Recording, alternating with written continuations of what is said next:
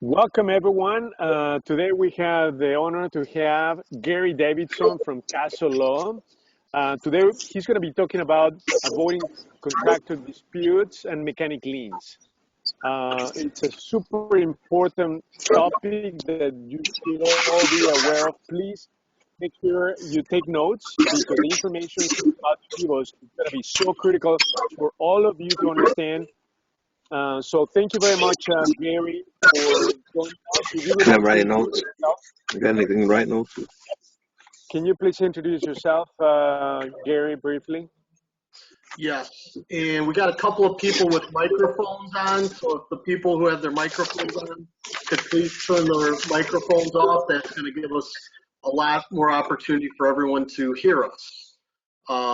Thanks, guys. Glad to be back on, glad to be sharing some knowledge with all of you on what really is the meat and potatoes of real estate investing. So we talk about sexy topics like 257 and the BRRRR strategy or whatever we want to call these sorts of things, and we get mesmerized by the B, what I'll refer to as the B, and we fail to focus on the actual do, or how we get to that point. So the steps that we need to take to minimize risk and maximize return. For those who don't know me, many of the people who are already on here are clients of mine. How are you doing? Liz, Echeverria, and others. I own CASHFLOW. We're actually the largest real estate investor-friendly law firm in Illinois. We rank in the top 5 volume closed for real estate transactions. But more importantly than that, our firm is comprised of about 17 lawyers who focus specifically on individual practice areas. So we actually have one of our attorneys that's head of our litigation group who is in Springfield tonight, and he'll be arguing before the Illinois Supreme Court on behalf of the city of Crest Hill tomorrow on some eminent domain issues. He also happens to be one of the most prominent attorneys in the state of Illinois when it comes to mechanics liens. And Scott Hoster would have been on this call with me tonight, but again, he's down doing the real practice of law in front of the Illinois Supreme Court on what we hope will be a successful case. CASHFLOW is a law firm that's based in Joliet. We just opened an office in Hoffman Estates. We have offices sort of all over the place.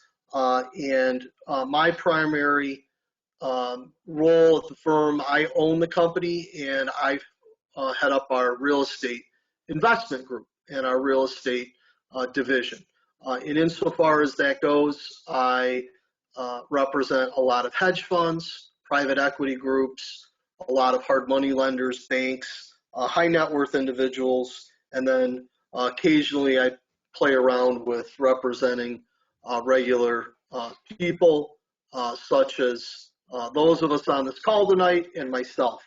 And that's what's really rewarding, is helping people create that life worth living, legacy worth leaving, business worth owning, and career worth having.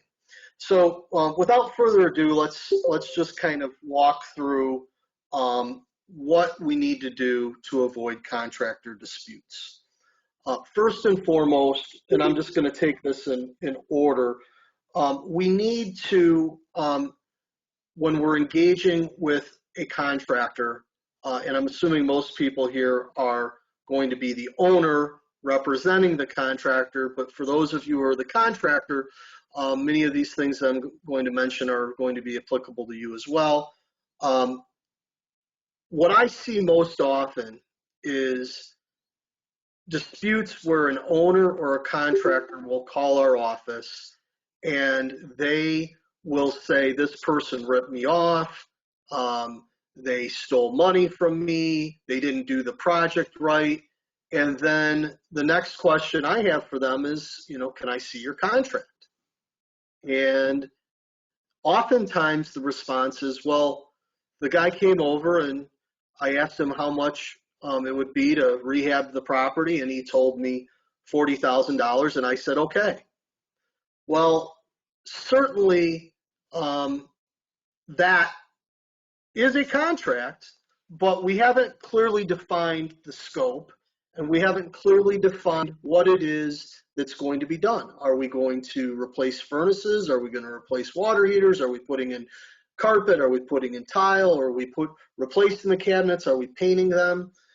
So creating a extremely precise contract that if someone who knew nothing of who the contractor was or who you were or anything about the project, some third party could look at that, pick up that document, and know exactly what was being provided, at what time it was being provided, so scope, time of delivery, when the payouts are going to occur, and what the finished product is going to look like. So we have those contracts at CASHFLOW that are available for our clients that we can provide, that will provide the definition of the scope, the time frame, what occurs when there is a dispute between the parties, how those disputes are resolved, when payouts occur, and the like. So first and foremost, we have to start with a good contract. Then, as any of you who have done property investing knows, that changes occur along the way. Once you start tearing open the walls, you may have thought that you were going to put in crown molding in a particular area, that you were going to be able to run the ductwork in a particular fashion, but because of field conditions that exist, maybe a foundation crack emerges, maybe we discover that there's mold inside the walls, that clearly changes the scope. And oftentimes as owners, we come in and we say, gee, you know, we decided we want to put in wainscoting in the living room. And then the contractor says, oh, okay, no problem.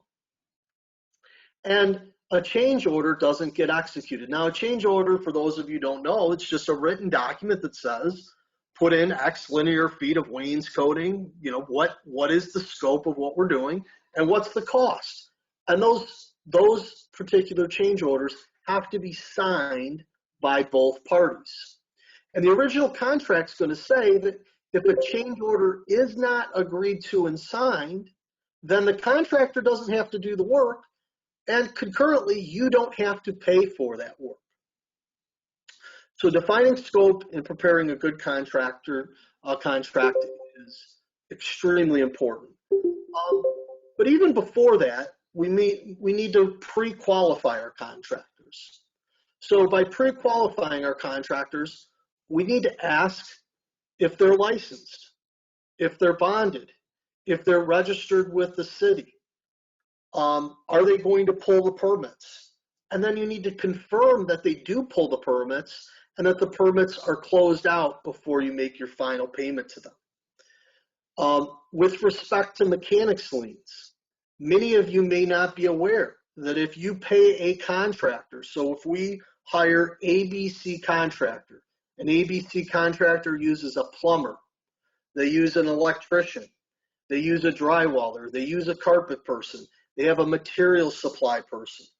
If you pay the contractor $50,000 and you as the owner have not collected all of the subcontractor lien waivers pursuant to Illinois law and the Illinois Mechanics Lien Statute, you are responsible to pay the subcontractor. So what that means is that you will pay twice. There's no way around that. That's the Illinois law. So you as the owner have the responsibility to require the collection of all lien waivers prior to making any payouts. Now, here's the beauty and one of the secrets that I'll describe to you regarding avoiding contractor disputes and mechanics lien. You can go to any title company. Well, not any title company. There's only certain title companies that do construction waivers. But you can set up a construction escrow for your construction funds, and you run all of the construction funding directly through a title company. Then the title company is issuing you insurance to ensure that they are collecting all of the proper documentation regarding lien waivers prior to paying out subcontractors and contractors. Surprisingly enough, that is extremely inexpensive.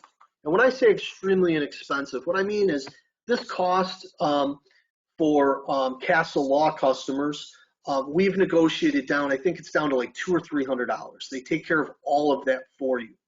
Now, if any of you have flipped a property, many times title companies or perhaps the buyer's attorney is going to raise a concept called new construction. That means is if there was any rehab done to the property, so anybody that's a flipper, new construction gets raised, and then it's your responsibility to provide all of those lien waivers to the title company in order for them to close the transaction. Now, if you have not been collecting those all along, there can be a huge, and this is a legal term, pain in the ass to do at the very last minute. But the buyer's attorney is well within their right to request those.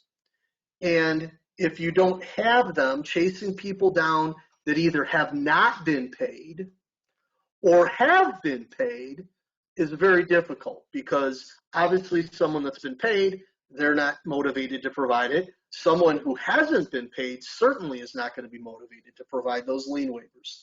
So the simple step of setting that construction escrow up through a title company is going to eliminate and minimize your risk and exposure, and potentially have buyers who won't buy your property, because periodically you're going to run into attorneys that are very, very, very particular, and they're going to advise their client not to buy your property if you can't prepare a full set of lien waivers for both material men, so that's all material suppliers, anything delivered to the property, cabinets, appliances, all of those things, as well as the actual contractors themselves.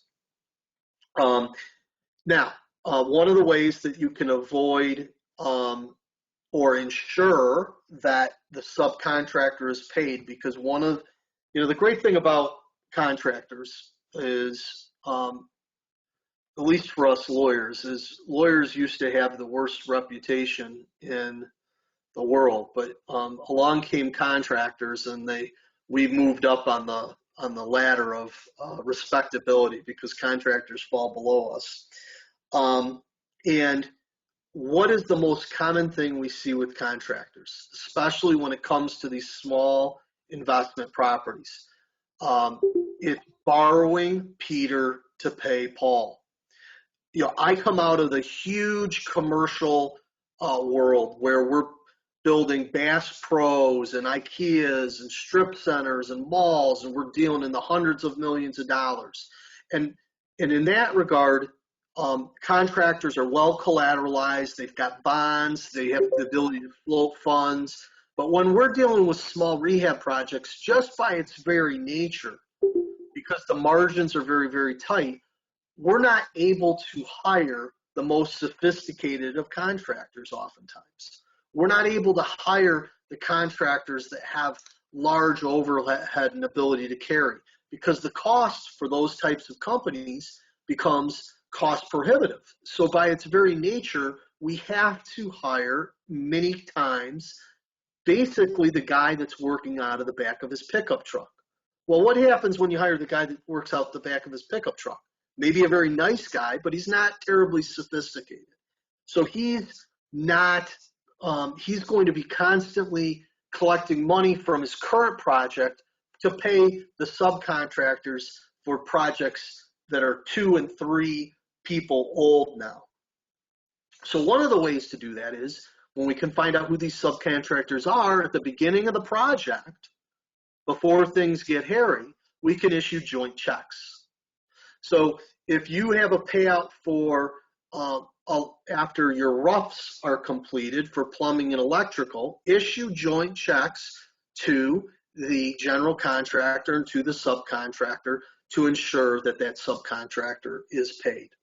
Again, if we can place the money with the title company, however, that's still going to be your best bet for your construction. So for those of you who are using hard money lenders or any sort of lending, just ask your bank that you want to establish that construction escrow through the title company, and the title company will go ahead and establish that. Now, for those of you who don't, who haven't done that or who have an attorney, I'm assuming that those of you who have attorneys and those of you who have done flips, the attorney that's representing you has already recommended those things. But for those of you who may have not done a flip, that's what you should be doing, is addressing the construction waivers through your title company. The 2 primary title companies that CASHFLOW uses are Chicago Title as well as Fidelity National Title. And those 2 particular title companies are Fortune, I believe they're Fortune 250. They're publicly traded on NASDAQ. Actually, Fidelity Title owns Chicago Title.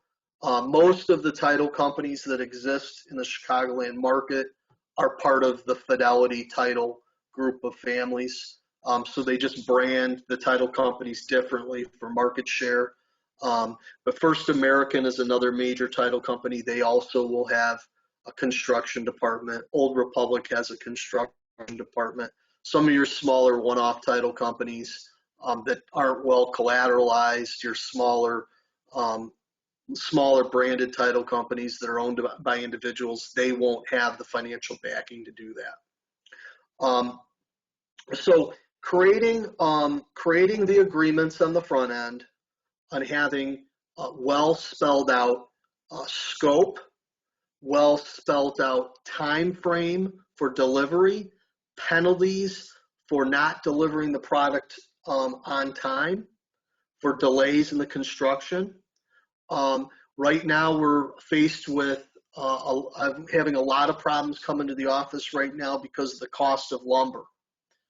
And contractors are stating that their costs increase. Well, if you have a well-prepared contract, all of these issues are going to be addressed right within the 4 corners of that document.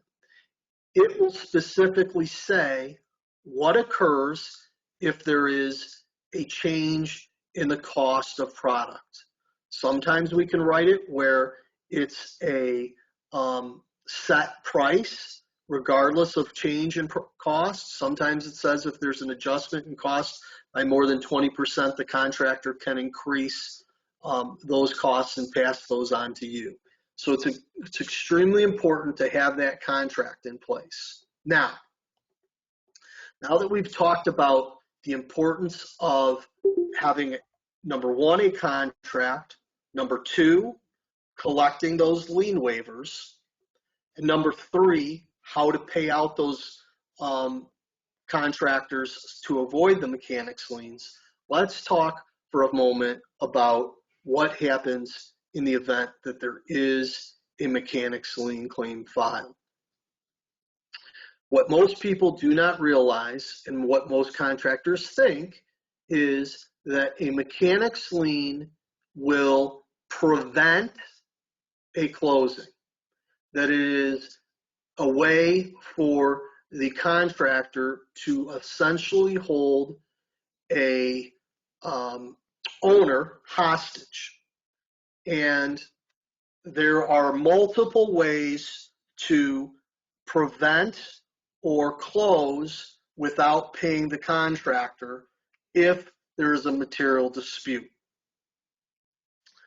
First and foremost, under Section 34, now, as I sit here and say these things, I realize that I'm an entirely boring person because how I have all this stuff in my head and can just spew this out is beyond me. But under Section 34 of the Mechanics Lien Act, a owner has the right, after a mechanics lien is filed, to serve notice on a contractor that in the event the contractor fails to file a foreclosure action to foreclose on their mechanics lien within 30 days, their failure to foreclose on that mechanics lien within that 30-day period invalidates the lien as a matter of law. And once that 30 days lapses, you can send a notice to the mechanics lien holder that should they fail to provide you with a release of the mechanics lien, you can file suit against them, and there's a civil penalty. So they have to pay you, I think it's not a lot, I think it's like $1,500, plus attorney's fees and costs to have the mechanics lien removed. If you provide notice to the title company that you've properly served that Section 34 notice and the 30 days is expired, most times, at least in our experience with our clients, is we don't even have to post any money with the title company because the underwriter from the title company will recognize that the mechanics lien is invalid. However, in the event that the mechanics lien manifests itself too late in the game, meaning that let's say we're now 2 weeks before our closing and the contractor files a mechanics lien claim and we serve our Section 34 notice, but the 30 days won't have expired by the time the closing happens. Then in that case, we can work with the title company and we can bond over the mechanics lien by posting somewhere between 1.5 and 2 times the amount of the lien, depending upon the circumstances and depending upon really kind of what I tell the title company in terms of, if you've been one of my clients for a long time, if you've got a lot of experience, what your financial situation is if the title company runs into a problem. But you post about 1.5 to 2 times the amount of that lien, and then once that 30-day period expires, once again after the closing, we can have that lien released and the balance of the funds are released to you. Now, the reason that this becomes extremely important is because, as I described to you before, most of your contractors that are working for us are going to be smaller people. They're not familiar with this. This is a way to easily invalidate liens that are not proper because of overcharging or whatever they might have done, because they're not going to know that they have to file a foreclosure on the mechanics lien. Additionally, anything less than, say, $10,000, it becomes cost prohibitive to file a foreclosure of the mechanics lien. So at the very least, even if we can't knock out the mechanics lien entirely, once we've closed and the time period, once a contractor realizes, you were able to sell your house and now the only thing they have is a lien against a property that's already closed and is now in an owner-occupant's hand, and that property may not sell again for another 5 or 10 years, and liens are only valid for 2 years unless they renew them, then that puts us in a much, much better position to actually negotiate the lien down to a fair amount, or to bring in the subcontractor and the contractor and knock their heads together and get them to compromise with each other or force the contractor to pay the subcontractor if in fact you've already paid the contractor and it's simply they haven't paid their sub, or maybe it's just, again, it could be extras that you didn't agree to or weren't within the scope of your project that he just unilaterally decided to charge you. So when I talk about foreclosing a mechanics lien, people get confused because oftentimes we think of foreclosures as a bank foreclosure when somebody has a mortgage. But a lien is, a mechanics lien is just like a mortgage. A mortgage is in fact a lien. So a mechanics lien is just that. It's a lien on the property. And the only way to collect on a mechanics lien is to file suit to enforce that mechanics lien. And that's called a foreclosure of the mechanics lien. So that's why I'm using the term foreclosure. I apologize if I'm talking above some of you or I'm talking below some of you, but I just want to explain that in order to enforce the terms of a lien, a contractor has to file a foreclosure. So what happens when contractors come to us and want to file a foreclosure? Well, I send them over to Scott, or I send them over to Brian Krause, who I'm going to introduce in a minute. Brian is our newest attorney and is Castle Law Hoffman Estates. He's on, and I'll introduce him in just a second. But we're going to send them over to Scott, and what Brian or Scott are going to say is that foreclosures are expensive, that they will be charging the contractor hourly. If you're using Scott, you're going to be somewhere in the neighborhood of about $375 to $450 an hour. And to foreclose on a mechanics lien, the attorney's fees could easily exceed $25,000. Now, we can file a foreclosure of a mechanics lien and it could cost $2,000 or $3,000 too. It just depends.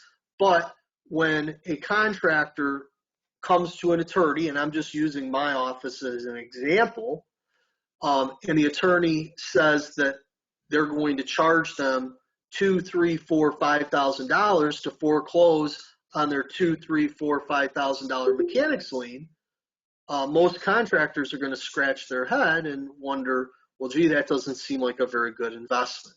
So again, when we've bonded over that lien, we filed that Section 34 notice, the art of negotiation, okay? The art of negotiation is the respective party's best alternative to a negotiated agreement. I refer to that as your BATNA, B-A-T-N-A, best alternative to a negotiated agreement. So we know now this contractor's best alternative to a negotiated agreement, now that I've sent my Section 34 notice, now that I've bonded over this so that they have to file foreclosure, their best alternative to negotiating that mechanics lien with me is to go to an attorney like Scott and have Scott collect a $5,000 retainer and bill hourly. So that puts us in the best position to negotiate these claims. Now, the Section 34 notice and bonding over mechanics lien claims is designed to be a shield for owners against contractors who file erroneous or invalid liens. I always say this in every presentation, whether it's a presentation on wholesaling, whether it's a presentation on growing and scaling your investment business, or whether it's a presentation on mechanics liens. In this world, we have but one thing, and that is our reputation. I warn you to not use these tools that I'm providing you with as a sword to not pay people that deserve to be paid, because we all know, just like attorneys, good contractors are very, very hard to find. It's extremely difficult to find a good, competent, responsive attorney. It's even more difficult to find a good, responsive, and ethical contractor. So we have a little bit of a bad reputation in our industry as investors of being predators, of being, people who prey on those who are in distressed situations. And I challenge each one of you, transaction by transaction, person by person, hand-to-hand combat, to change the dynamic, because we can make lots and lots of money together. We can do it in an ethical way. We can do it in a fair way where we treat all people that we work with a high degree of respect, and we can create win-win situations for all parties. Wins should not be measured by someone else's losses. What's fulfilling is when we can create wins for everyone. So your contractor deserves to make money. A good contractor is a happy contractor.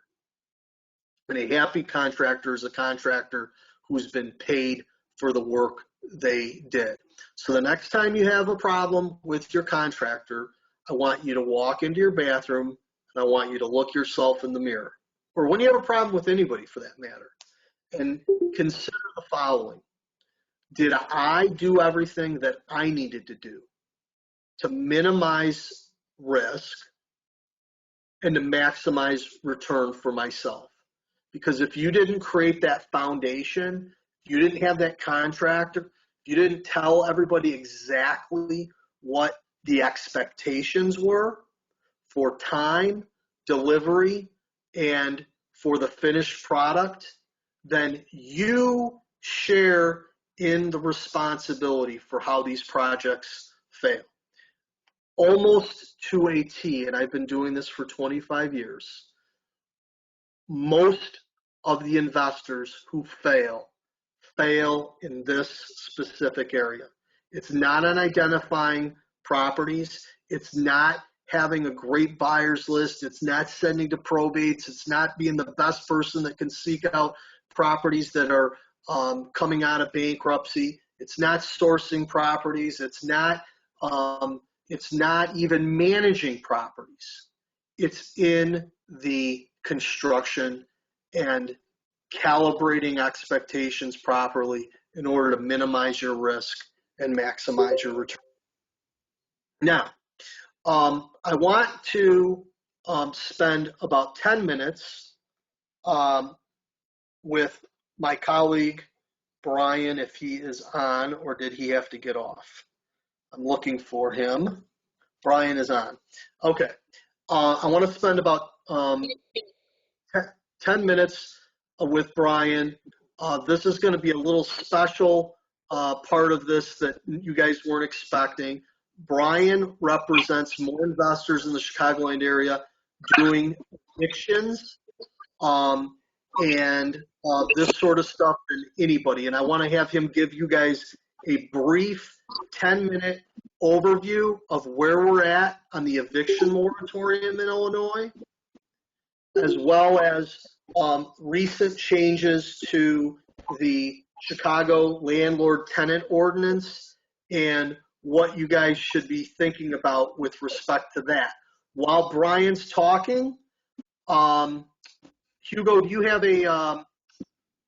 like that little question box? Yes. I see Lisa posted something. So in the chat, if you guys have questions on mechanics lien, go ahead and throw your questions in the chat box. And then once Brian's finished up, I'll start answering those questions, and then I think our hour will be up. So Brian Kraus, Brian is the lead attorney in our Hoffman Estates office. He runs Castle Law Hoffman Estates. and we're glad to be able to have Brian with us. He's the top eviction attorney in the state of Illinois, and we're glad to have Brian as part of Castle Law. Brian, give these guys a 10-minute overview on this stuff. Oh, absolutely.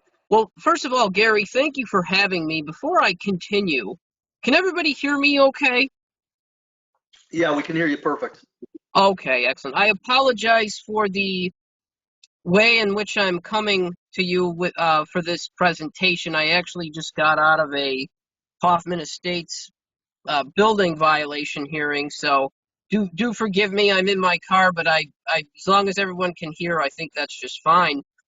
As far as the evictions are concerned, so we're constantly in flux on this thing. Prior to today, what I was telling people was if you wanted to get started with your evictions, you can get started. You basically had to send a declaration to the occupant. The declaration had a couple sentences on it that the occupants have to attest to, that they don't make more than $99,000, they have nowhere to go, they have a COVID hardship, etc., etc. And the rule was if they signed that, they were, quote, covered, which means you couldn't proceed. If they didn't sign it, then you could proceed to take them to court. Now, with the court, unfortunately, the best you can get as far as the orders they're giving out is they're still all subject to the moratorium. But I was telling people you want to at least get started, because when this thing ends, there's going to be a rush to the courthouse, and for those of us who already have orders, we're still going to have to sit around and wait for the sheriff to execute them. The only other way around all these silly rules, of course, is if you've got an emergency situation. And an emergency situation is very narrowly defined. They're very, very strict about this. Just to give you an example, I've been doing this 10 plus years. This entire year, I got one emergency eviction where I got the order and where the sheriff executed it. And then the judge told me, he said, "Counsel, no offense to you." He goes, "But you barely won that." And the only reason we won it was because we had another tenant in there testifying. There were these people living in an adjacent unit. They were flushing rocks down the toilet. They were messing up the plumbing into the entire building, throwing rocks at people, bringing drugs into the building. So based on that, the judge gave me an emergency order. Very rare, very hard to get an emergency order these days. So for right now, for the most part, you're still stuck with these people. So that's not a good thing. The governor did announce today, and I don't know how this is going to work. I haven't had a chance to read the parameters of the latest updates, and this is part of what's been frustrating lately, trying to navigate these as the rules just keep changing. But the governor announced today that at the end of August, by August end, we should be phased out with all the moratorium stuff. So what they're doing, they've allowed all this grant money to be distributed to where a tenant or a landlord can apply up to $25,000 for landlords and tenants who qualify. You can get this grant money, but in order to get the grant money, they make the check out to the landlord, so it goes right to the landlord. So there's no nonsense with the tenant misusing it or whatever. It goes right to the landlord, but in order to get it, it's not only to cover some arrearage, it's to cover, you've got to agree to not throw your tenant out until August. So that's going to coincide with the end of the moratorium. So a lot of folks have been calling me up, asking me about it, and it's really some of the cases I even have in court. People have called me up and said, should I move forward with this eviction, or should I just try to get the money? I'm like, you might as well try to get the money. I don't think you're going to be able to get these people out of there before the time period you would have to agree to not move forward on your eviction. And what that means for some of my clients, of course, is that they have to, for the ones that already have orders that are basically say you can enforce this once the moratorium ends, they're kind of going to have to start over, which it's not great, but for people who haven't gotten rent money in a year and a half, you might as well get something out of it. So there's that development. Gary also alluded a moment ago to changes to the Chicago landlord-tenant ordinance. I think what he meant to say was the new changes to the Cook County Code.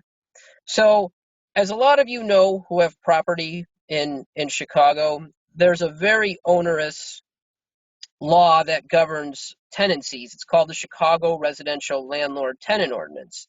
Well, what the geniuses at Cook County decided to do is they said, hey, that's a great idea what they're doing there in Chicago, so let's do this over the whole county. All of Cook County now is subject to a very similar order, very similar law. It's a little bit different. I've given a few presentations on it. Essentially, just some of the highlights or lowlights, depending on your perspective. Very strict with security deposits. You've got to do a similar thing that you do in the city where you give the tenants a receipt. It's got to be in a federally insured financial institution. You got to provide them the receipt, letting them know where it's at. Obviously, and this kind of overlaps with Illinois law as well, but you've got to, within 30 days of them leaving the unit, you've got to provide them either a refund of the deposit or you've got to explain what the deposit was used for. Additionally, you have to give them a copy of a summary of the new Cook County ordinance. That's, again, similar to what they do in the city with the RLTO. Some other things, you can't, they've put some restrictions on how much you can charge for late fees. Anything under $1,000 can only be $10, and then any amount not paid over $1,000, whatever that amount is, it's only 20%. So if you've got, say your rent's $1,200, the most you can get out of that, you've got the $10 for under $1,000, then you've got an additional $10 that you can charge, which is 20% of the remaining. So you can charge a $20 late fee basically on a $1,200 rent. Some other really bad things. One of the things I had been doing to help my landlords out is a lot of people, one of the biggest obstacles in these, and this stuff's not rocket science by any means, but one of the most difficult things is at the very beginning of the process, people have got to serve that 5-day notice. They've got to serve it in person. And in the digital age, that just doesn't make any sense, right? So people will tell me, trying to serve this notice, these people aren't coming out of the house. What do I do? And I tell them, well, you got to wait. Or what you can do for people who haven't had this problem yet is I tell them, all right, well, you can put a clause in your lease that says they'll accept electronic notification or whatever and just have them initial that section of the lease. Well, that's a good way around all this foolishness. However, the new ordinance for Cook County says you can't do that. So you can't have the tenant waive their right to be served in person with a notice or served by certified mail. So that's a really bad development as well. You can't get attorney's fees. Brian, once you get to the end too, I just want to make sure. I want to find, because I don't know this either. What are the penalties for failure to comply? Oh, very good question. Yeah, very good question. So Gary, that's a good question because the penalty depends on which section you violate, right? If you violate the security deposit section, you're looking at it's the greater of the security deposit times 2 or your actual damages. Now, with the security deposit, that's you have a measure of your actual damages, which is whatever amount you didn't return. On the lockout provisions, though, the lockout provisions really don't change much from what Illinois law already says. You can't illegally lock people out. But if you violate the lockout provision, that's the rent times 2, the greater of the rent times 2 or your actual damages. And one way to measure actual damages is if you get locked out, you have to spend time in a hotel. You know, some of these people end up going to like a fairly nice hotel. Well, you could easily be in a situation where your damages exceed the rent times 2. So, got to be really careful about that. That was a very good question. There's some other penalties as well. If you don't provide certain disclosures, such as the summary of the lease, lead paint disclosures, radon, that kind of stuff, the tenant can send you a notice that says you got to give them those disclosures within 48 hours. If you don't do that, they can terminate the whole contract. They can terminate the whole lease right there. So there's some pretty substantial substantial penalties for not following through. Some other things, you want to be careful. Again, I hate how they do this with the disclosures. They do this in the city where you've got to estimate what the utility costs are going to be. So any utility cost that's going to be picked up by the tenant, you've got to give them an estimate of what that's going to cost each month. I think that's ridiculous. You can't. This is another thing I hate too. You can't. The landlord cannot get attorney's fees if you take them to court. The tenant can. So they're giving the tenant a big advantage right away should anything go to litigation. So bad news. I don't like this new ordinance. A lot of people aren't aware of it. It's not. I will say this though. It's not a hard ordinance to read. It's not written in complicated legalese. Have a look at it. Have a look at the summary if you're involved in renting in Cook County. Additionally, about a year and a half ago, and a lot of people don't know this either, and I'm really just finding out that people don't know this because I'm running into this with people who tell me that they've been doing these background checks. I did a whole video on background checks too. Well, what the new rules are. This is about a year and a half old. I did a video on this. You can find it on my Facebook page, Brian M. Krause PC. But you got to be careful doing a background check. You can't actually do a background check until you've determined that a prospective tenant is creditworthy and you want to move forward with maybe making them your tenant. And then there's a lot of limitations on how you can turn someone down who has criminal history. You can only go back 3 years. You can only consider convictions, not arrests. Very few exceptions to that. There are there's some exceptions for people who are subject to various limitations with sex crimes, and particularly child sex crimes. So there are some limitations to that. But you got a guy who was peddling cocaine 10 years ago, and he wants to rent at your place, and you do a background check, you find it's older than 3 years, can't hold it against him. So there's some crazy challenges for those of you who rent property in Cook County. Brian, we had a question, which is a fantastic one, from one of my clients actually, that is saying, if we already have a lease in place, which obviously is going to be the case for anybody that has tenants, how do we make adjustments to the new ordinance? When is it required to make those adjustments? Do you know if it's at the time the lease renews? Is there any liability if they have leases that are not compliant, but the leases were signed prior to the ordinance passing? If you can address that, that would be great. That's actually a very good question. Here's what I can tell you. It goes into effect, the ordinance goes into effect June 1st. The lockout provisions are in effect already, which isn't surprising because that's already an Illinois law anyway. So I'm not worried about the lockout provisions. The rest of it goes into effect June 1st. I would argue, although this hasn't been adjudicated yet because it's brand new and I haven't seen this, I would argue if your lease was drafted prior to June 1 or drafted for terms starting prior to June 1, I would argue you're not subject to some of these provisions. Okay, great. Do you have your chat box? Oh, you're probably on your cell phone. So actually, let me write it. Hold on one sec. Sorry. Everyone. What is your, someone was looking for your Facebook link for the background check video. So you said it's under Brian Krause PC? Brian M. Krause PC, yep. Okay.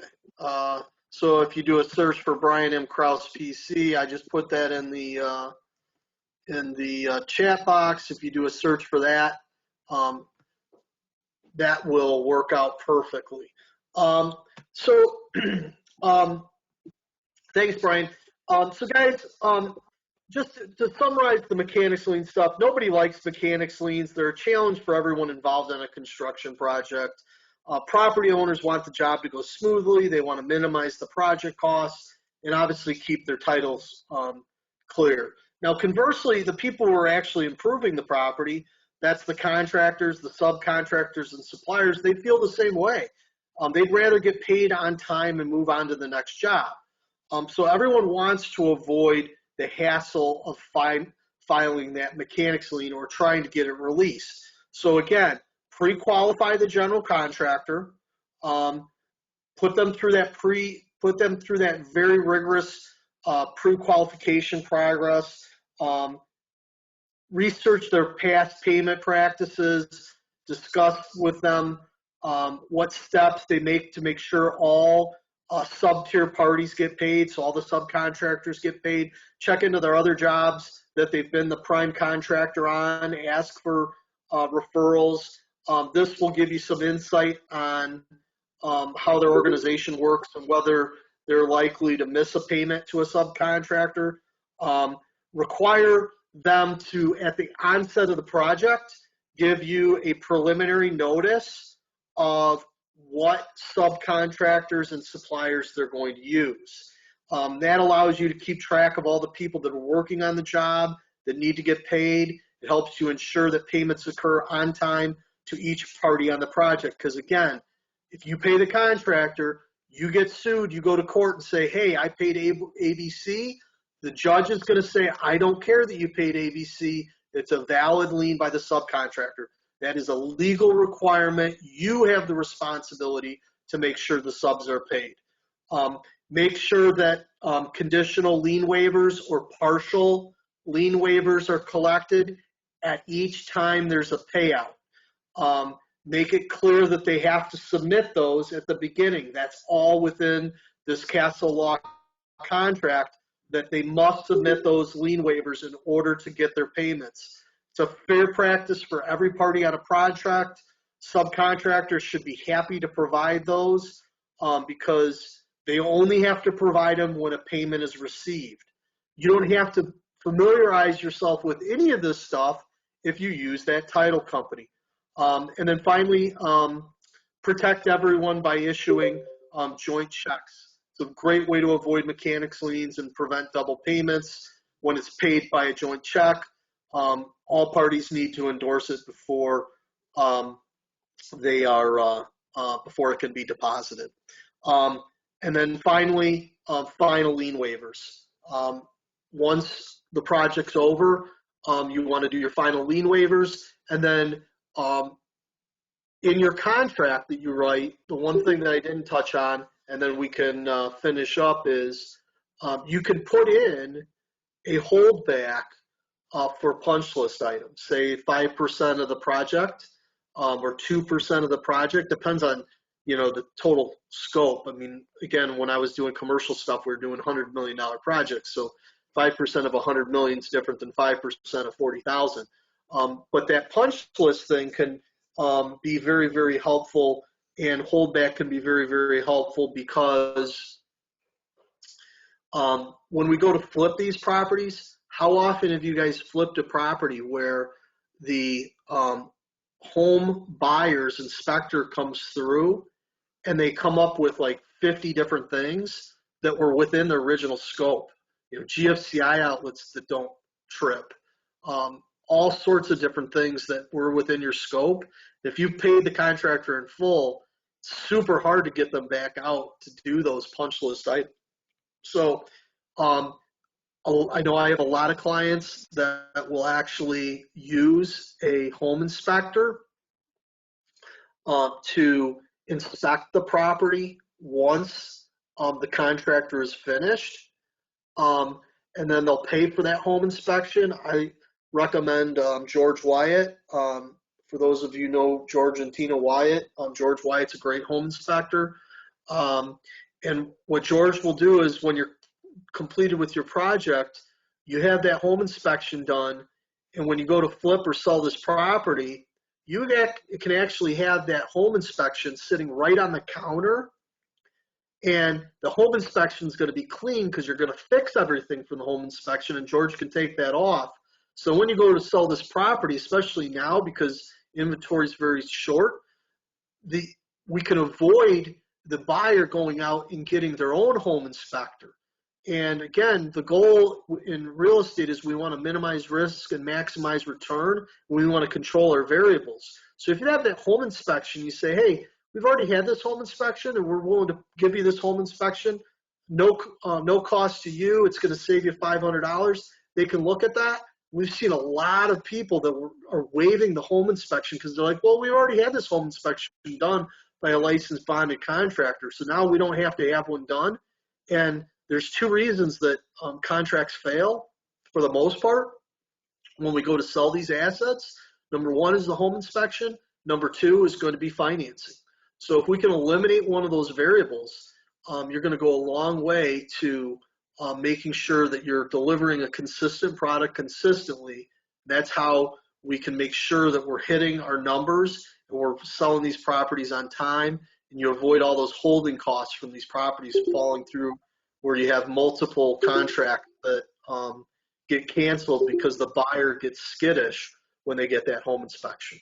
So appreciate everybody joining me tonight. I guess just in the last 2 minutes, everybody, since I represent all these, I was on the phone with guys from New York and some of my hedge fund guys. Everybody wants to know what's going to happen in the market. Back in 2006, when we were having a lot of appraisal issues, that was a sign that the banks were starting to tighten up, and Wall Street money was getting very concerned about a market correction. We've just seen in the last 30 to 60 days a whole onslaught of properties that are no longer appraising. So the banks are getting tight, and they're anticipating that all of this product, the millions of properties that are in pre-foreclosure, the moratoriums open up, those are going to be pouring onto the market. What happens in simple microeconomics when a lot of properties come on the market?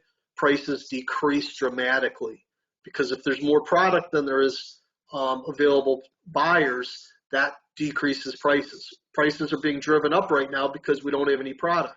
Once all these foreclosures hit the market, that's going to change, which is why we're seeing the first signs that Wall Street and the hedge funds are predicting that we're going to have a pretty decent market correction. So for those of us who operate when we're like cockroaches and we survive very well in times of despair, worry not. The market correction is coming. We're going to see a massive amount of short sales starting in the fall of 21, followed by my very, very good close personal friend, Ryan Smith, starting to print hundreds and hundreds of dollars on his printing press in 22 when the foreclosure market opens up. So for those of you who don't know Ryan Smith, Ryan is the #1 REO agent in Illinois, very close personal friend of mine. We're going to see a tremendous amount of foreclosures. So with all that being said, Hugo, thank you so much for having me on. Doesn't look like we have any additional questions. So if there are, I'll stay on for a few minutes in the chat box. Otherwise, Hugo, take it away. Yeah, no, thank you very much, Brian, Gary. The information was amazing. I mean, it was just incredible information, especially that you guys covered the new Cook County Landlord-Tenant Ordinance that just got passed June, so that applies to a lot of investors. And, you know, my favorite topic was talking about the liens, right? Because that's just another way for contractors to blackmail investors. So it's something that all of us need to be aware of. So it was just incredible. Thank you very much, Brian. Thank you very much. Thank you. Gary, Thank you for having me. Appreciate your time tonight and the great information you provided us tonight. So thank you very much, everyone, for joining. And then we did record the presentation. We're going to send out the recording tomorrow. Okay. Are there any other questions for Gary, Brian, myself?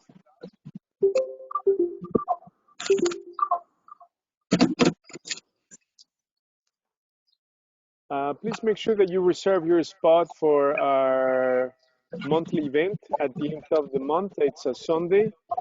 It's an all-day event. It's going to be really, really cool. We're going to cover some amazing topics. It's an all-day event, 9 to 5. Lunch will be provided. I believe we have only 46 spots left. So please make sure that you reserve your spot, and I would be looking forward to seeing you that day. Are there any other questions on the line?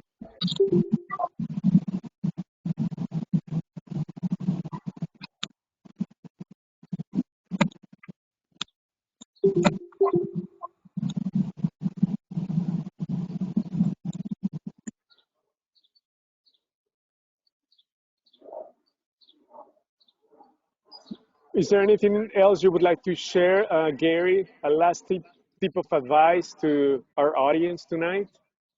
No, I think I'm good, Hugo. Just for those of you who haven't been being able to find inventory, ChicagoDealVault is going to be the secret sauce to finding inventory and finding properties. And just wait.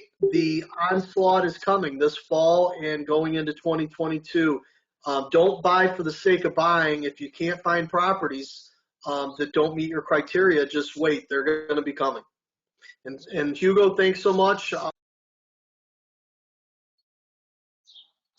Thank you very much, Gary. I greatly appreciate it. Thank you, everyone, for joining. Have a wonderful evening.